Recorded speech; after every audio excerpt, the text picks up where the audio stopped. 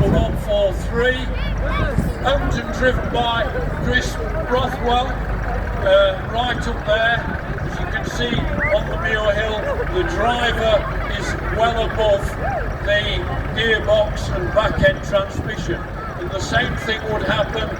Ford would supply the engine, gearbox and back-end, or you could have a Birkins engine and then they would fit the four-wheel drive unit and the wheels and their own cab.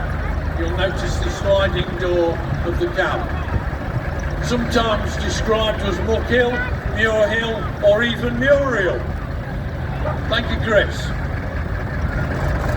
133, ODM 541, Boston registered International B275, introduced in 1956 and was made at International Harvester Company's Bradford Works, which was the idle works where the Jowing car